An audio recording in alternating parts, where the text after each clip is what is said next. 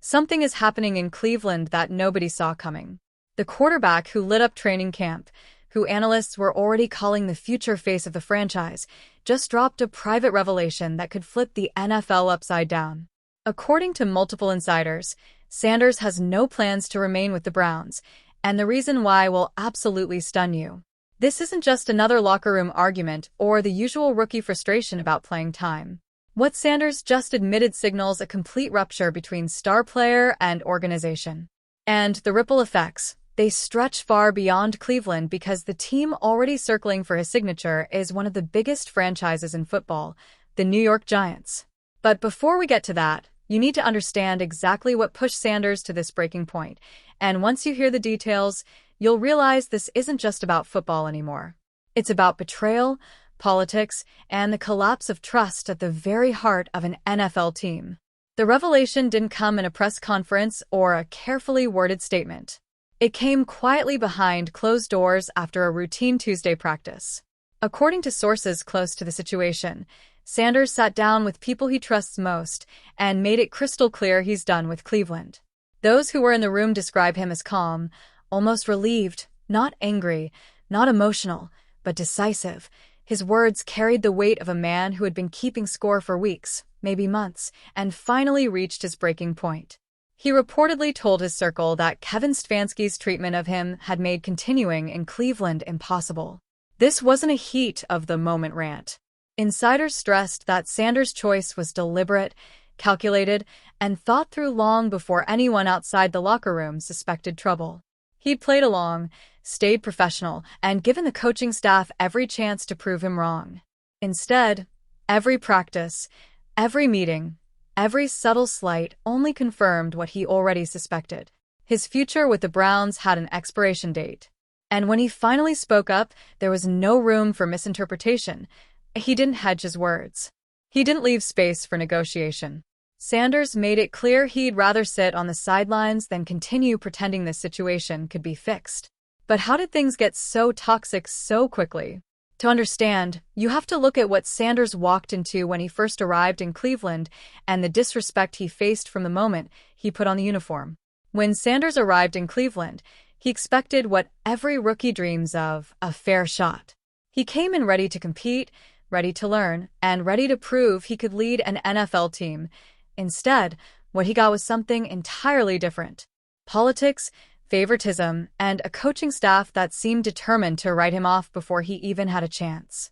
By every measurable standard, Sanders was outperforming the veterans around him. His completion percentage was higher, his touchdown-to interception ratio blew the competition away. His quarterback rating during scrimmages looked like something you'd expect from a seasoned starter, not a rookie. Yet somehow, none of it mattered. Kevin Stefanski made it painfully obvious where his loyalty stood. Joe Flacco and Dylan Gabriel were given every opportunity, every critical rep, every chance to shine under pressure. Sanders, he was repeatedly sidelined, not for mistakes, not for poor play, but because the coaching staff never wanted him in those moments to begin with. The 2-minute drills, arguably the most important test for a young quarterback, tell the story best. Sanders dominated in practice, but when it came time to run those scenarios, Stefanski kept him on the sidelines. No chance to lead, no chance to show poise in crunch time. Just a seat on the bench. Well, less effective quarterbacks stumbled through reps he had already earned. Teammates noticed. Offensive linemen quietly voiced confusion. Receivers openly questioned why the best arm on the roster wasn't getting the chance to prove himself. One defensive captain even confronted Stefanski directly, asking the question everyone was thinking, why aren't we playing our best quarterback? The answer, a vague speech about developmental timelines and earning opportunities. Translation, the decision was made long before Sanders even stepped on the field. And while all this played out in front of the team, the disrespect only grew worse behind closed doors. In meetings, Stefanski would shower Flacco with praise for his leadership and highlight Gabriel's understanding of the playbook. Sanders, who was not only executing plays better, but flat outperforming both of them, sat in silence while his achievements were ignored. This wasn't just bad coaching. To Sanders, it felt like psychological warfare, a clear message that no matter how well he played, the deck was stacked against him. And as all this played out in front of the team, the disrespect only grew worse behind closed doors and meetings. Stefanski would shower Flacco with praise for his leadership and highlight Gabriel's understanding of the playbook. Sanders, who was not only executing plays better, but flat outperforming both of them, sat in silence while his achievements were ignored. This wasn't just bad coaching to Sanders. It felt like psychological warfare, a clear message that no matter how well he played, the deck was stacked against him. And as the weeks went on, it became harder to ignore. But things didn't just stop there. The breaking point was coming, and it arrived in the red zone where Sanders put on a display so undeniable that even his teammates knew something was seriously wrong with the way the coaches responded. By this point, it wasn't just Sanders who felt something was off. The entire locker room had started to split down the middle. Veterans who had been through years of quarterback drama in Cleveland could see the same story unfolding again. Politics over performance. Receivers who had built instant chemistry with Sanders were baffled when he was left out of critical reps. Offensive linemen quietly wondered why they were protecting less mobile quarterbacks when the rookie behind them was the one making plays.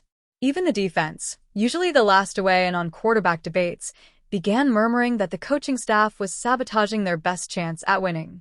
The tension finally boiled over when one of the team's defensive captains allegedly confronted Stefanski directly. His question was simple. Why aren't we playing our best quarterback? The answer, a vague speech about trusting the process and waiting for the right moment. But inside that locker room, players weren't buying it anymore. Meetings only made things worse. Stefanski would point to Joe Flacco's veteran leadership or Dillon Gabriel's ability to understand the system, while Sanders sat quietly knowing he had outperformed both of them on the field. Film sessions became a running joke. Sanders' best throws overlooked while the veterans' mediocre plays were treated like teaching moments. The players saw it and they didn't like it. Some even began privately siding with Sanders, telling him he had his back, acknowledging what everyone knew, but nobody could say publicly. The best quarterback on the roster was being ignored on purpose. That kind of divine doesn't stay hidden for long. Every day, trust between the locker room and the coaching staff eroded just a little more. What started as whispers became frustration. And frustration was about to turn into open rebellion. And then came the practice that changed everything. The moment Sanders proved beyond any doubt that he was the most talented quarterback in Cleveland. What happened next would leave the team stunned and Sanders ready to walk away for good. It happened during a red zone drill. The exact kind of scenario where a coach discovers whether his quarterback can thrive under pressure. Sanders took the field against Cleveland's starting defense, and what followed left teammates shaking their heads in disbelief. 7 consecutive passes, 7 straight touchdowns, perfect reads, flawless execution, and throws that looked more like highlights than practice reps. The defense, one of the league's toughest units, couldn't stop him. Sanders wasn't just performing well, he was putting on a clinic. Then came the comparison. Joe Flacco stepped in next. 2 completions followed by an interception. Dillon Gabriel went after that and failed to produce a single score. Side by side, the difference couldn't have been more obvious. Sanders had dominated. The veterans had stumbled. Everyone on the field expected the outcome to be clear. Sanders had earned the job, and the coaching staff couldn't deny it any longer. But what happened next left the entire locker room stunned. Stefanski announced that Flacco would be getting extended reps with the starters. Sanders, despite his flawless performance, would be sent back to scout team duties. For many players, that was the moment the mask came off. The favoritism wasn't subtle anymore. It wasn't about development or patience or protecting a rookie. It was about politics. And Sanders knew it. Teammates immediately rallied around him, some openly questioning why the team was throwing away its best chance at winning. And for Sanders himself, that was the final straw. The message was loud and clear. No matter how much he proved himself, no matter how much better he played, he would never be given the chance he'd earned in Cleveland. That night, according to insiders, Sanders made his decision. He would not waste his career in an organization that refused to believe in him. From that point forward, he was done, and his inner circle began quietly exploring a future beyond the Browns. But if you think Sanders' frustration was the whole story, think again. Because while Cleveland was busy pushing him out, other franchises were already circling. And one of them, the New York Giants, saw the opportunity of a lifetime. The moment word leaked that Sanders was finished with Cleveland, phones around the league started buzzing. His representation didn't waste time. Quietly, they began reaching out, testing the waters, gauging interest from teams that might see what the Browns refused to. A generational quarterback ready to lead right now. And the response, immediate. Multiple franchises signaled they'd be willing to move mountains to land him. Draft picks, veteran starters, even unprecedented rookie renegotiations were suddenly on the table. Teams understood talents like Sanders don't hit the trade market, especially not before taking a single regular season snap. Among all the suitors, one name rose above the rest, the New York Giants. For anyone paying attention, it wasn't hard to see why. Despite Daniel Jones's massive contract, the Giants' front office has never been fully convinced he's their long-term answer. Add in his inconsistent play and recent injuries, and the situation screams opportunity. Sanders doesn't just fit their needs, he represents everything they've been missing. But there's more. Insiders reveal that New York's offensive coordinator already has ties to Sanders. Inner circle, going back to his college recruitment. Their offensive system, built on vertical passing concepts and designed quarterback runs, fits Sanders' skill set perfectly.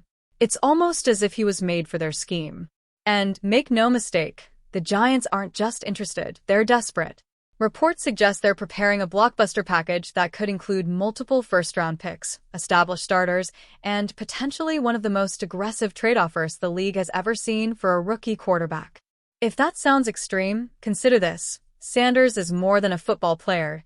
He's marketable. He's a superstar in the making. And in a city like New York, his presence could transform not only the Giants' offense, but the entire franchise identity. Meanwhile, Cleveland continues to downplay the situation, acting as if everything is under control.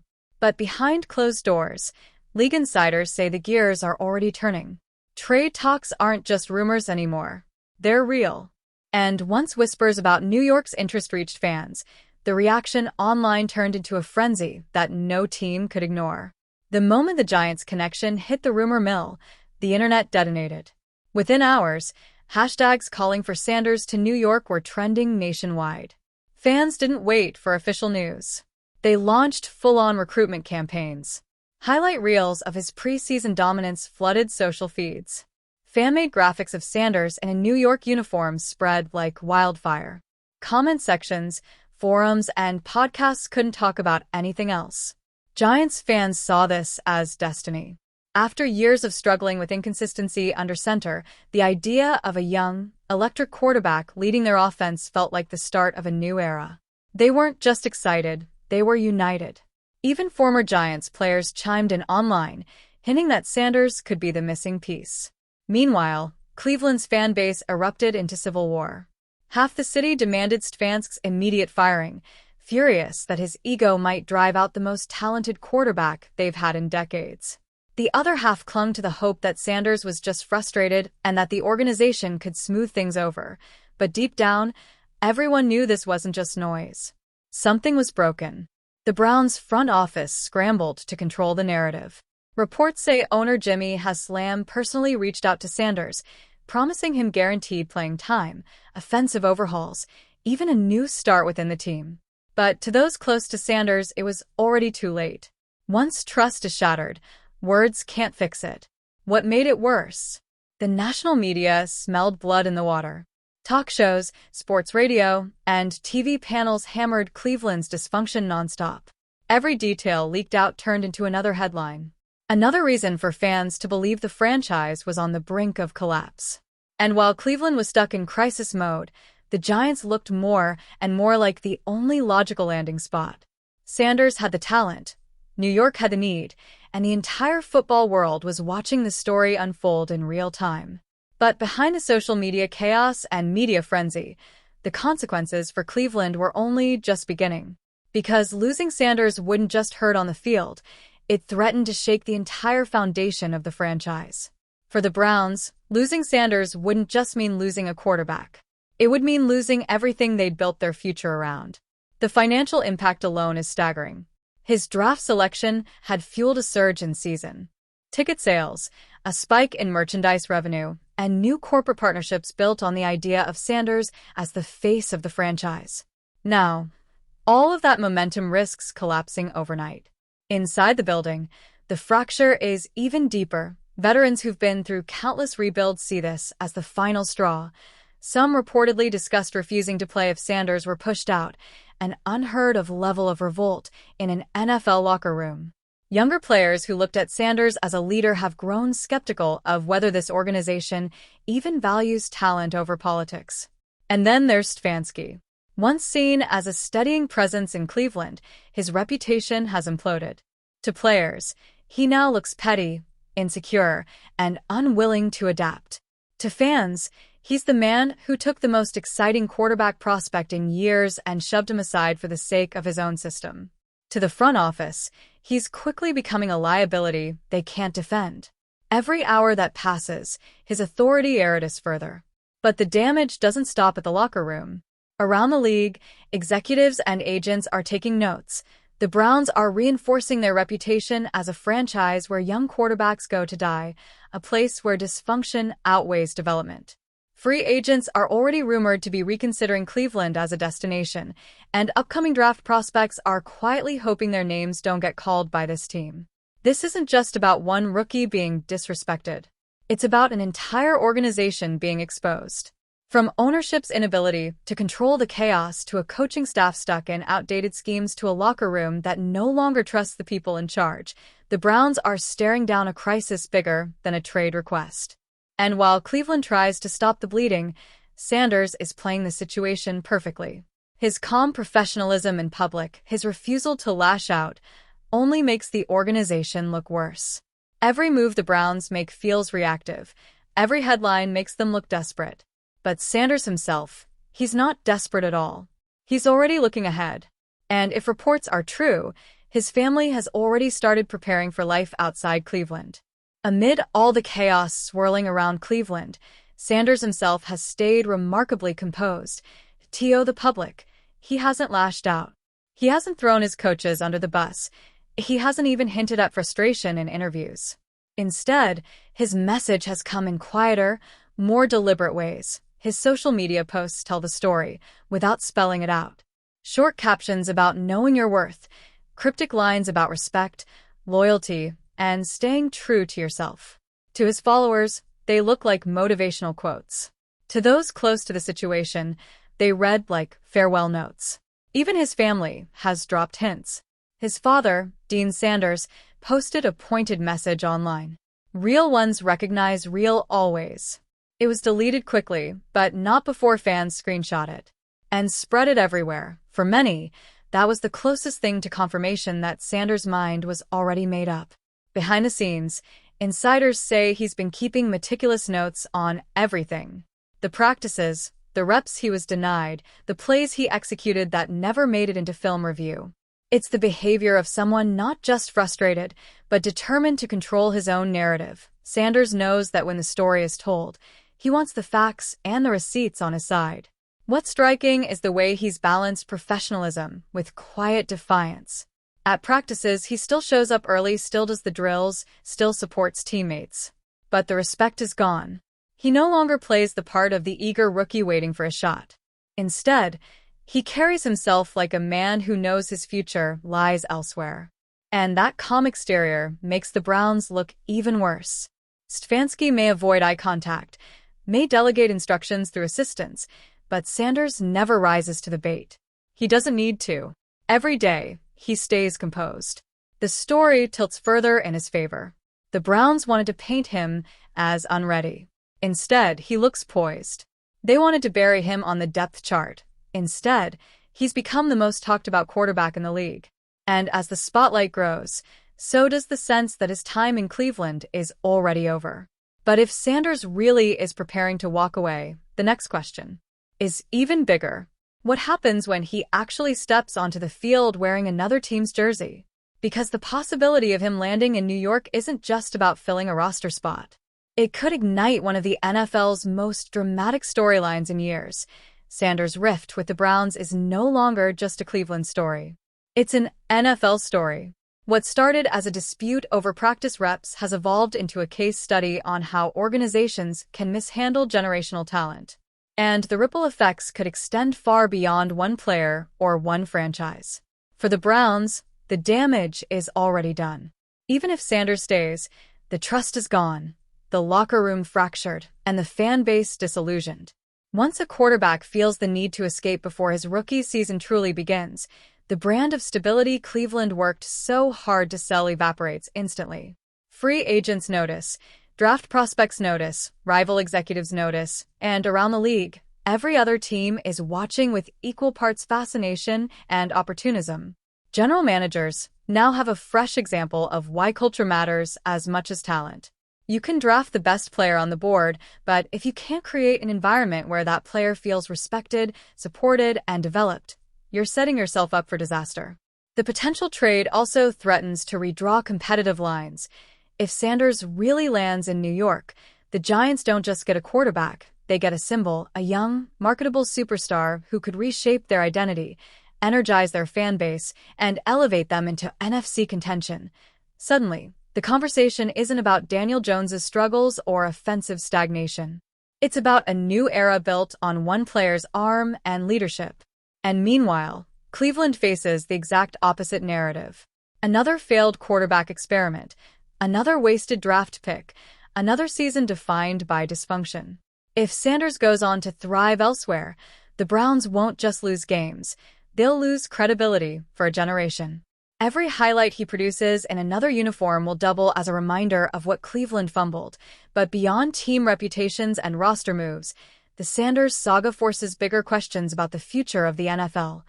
Are we entering an age where rookie quarterbacks like star veterans can flex leverage and dictate their own paths? Is Sanders the first in a new wave of players who won't tolerate being buried by politics or outdated coaching philosophies? Because if this trend continues, the balance of power in the NFL could shift. Teams that cling to rigid hierarchies risk alienating their best talent. Teams that empower players and embrace innovation stand to reap massive rewards. Sanders' decision, as personal as it may seem, could be the warning shot that reshapes how organizations handle their most valuable assets moving forward. This isn't just about Cleveland versus New York. This is about the NFL itself, about how the league adapts to a new era of empowered players, impatient fan bases, and unforgiving scrutiny. And right now, Sanders is the spark at the center of it all. At the heart of this saga is a truth the NFL has seen play out time and time again. Talent alone isn't enough. How a franchise manages that talent determines whether a player becomes a legend or a cautionary tale. And in the case of Sanders, Cleveland may have already written themselves into the wrong side of history. If Sanders walks, his story will echo names like Elway and Eli, quarterbacks who refuse to let franchises dictate their destinies. But unlike those cases, this isn't about draft day ultimatums. This is about an organization's failure to respect the very player it staked its future on.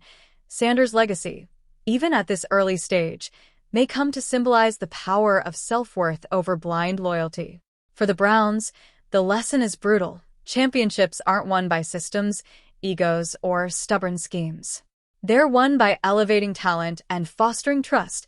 If a rookie has to fight his own coaches for a fair shot, the war is lost before the season even begins. Cleveland's mishandling of Sanders won't just haunt the current regime. It will serve as a reminder for years to come that when respect breaks, everything else follows. For Sanders, though, the legacy could be much brighter. Whether he lands in New York or elsewhere, this chapter proves he's more than just an athlete. He's a young man who recognized his value, refused to accept disrespect, and chose to carve his own path rather than let politics bury his career. That decision alone has already placed him in rare company. The NFL thrives on storylines, and Sanders may become one of the defining narratives of this era. The rookie who wouldn't stay silent. The quarterback who turned doubt into destiny. The player who forced the league to reconsider how it treats its future stars. And maybe that's the real lesson here. In a game driven by numbers, contracts, and wins, it's easy to forget the human side. Respect, belief, opportunity. Sanders' journey reminds us that the measure of a franchise isn't just in the banners it hangs. but in how it treats the players who could one day hang them. Because years from now, when fans look back, the question won't just be whether Sanders became a star. It'll be whether the Browns squandered a legacy that was theirs to protect and handed it gift-wrapped to someone else. And so here we are. A quarterback who electrified training camp, shattered expectations, and captured the imagination of a restless fan base now stands on the edge of leaving the very team that drafted him. Sanders didn't just reveal frustration. He revealed a decision. A decision that speaks to betrayal, to respect lost, and to futures rewritten before they even began. For Cleveland, this is more than a football problem. It's an identity crisis. A franchise already infamous for quarterback failures now finds itself poised to add yet another name to its graveyard. Except this one stings more than all the rest. Because this time they didn't just misjudge talent, they actively drove it away. For New York, the story is the opposite. Opportunity, renewal, the possibility of turning a quarterback controversy in Cleveland into a franchise resurrection in the Meadowlands.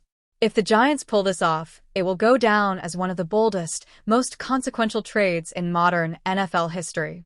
And for Sanders, his story is just beginning. Whether he walks into Matif Stadium as the Giant savior or lands elsewhere, one thing is clear.